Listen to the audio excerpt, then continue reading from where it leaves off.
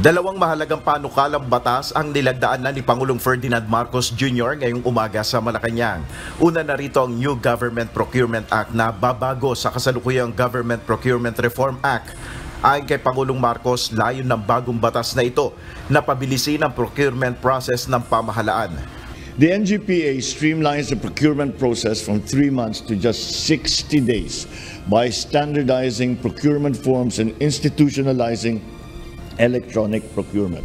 Babaguhin rin nito ang konsepto ng pagpili ng lowest bidder kung saan mas ikokonsidera ngayon ang kalidad ng serbisyo o produkto.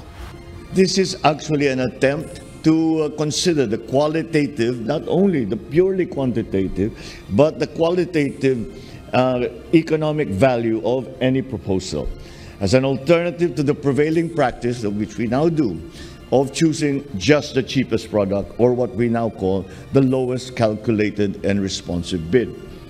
Kasabay rin na nilagdaan ni PBBM upang maging ganap na batas ang Anti-Financial Account Scamming Act. Layo naman ng batas na ito na patawan ng parusa ang mga scammer na tinatarget ang bank at e-wallet accounts. To combat the surge in crimes involving scams online, this new law mandates financial institutions to implement necessary safeguards to protect our citizens' accounts, and this is essential in this time as cybercriminals use technology to defraud fellow Filipinos, causing not only personal economic loss to them, but also a loss of trust in financial institutions. Dahil sa batas na ito, bibigyan ng kapangyarihan ng Bangko Sentral ng Pilipinas o BSP na mag-imbestiga at tignan ng financial accounts na maaaring sangkot sa illegal na gawain. Inaasahan ng Pangulo na dahil sa bagong batas na ito, mapipigilan ng mayorya ng financial scams na namamayagpag ngayon.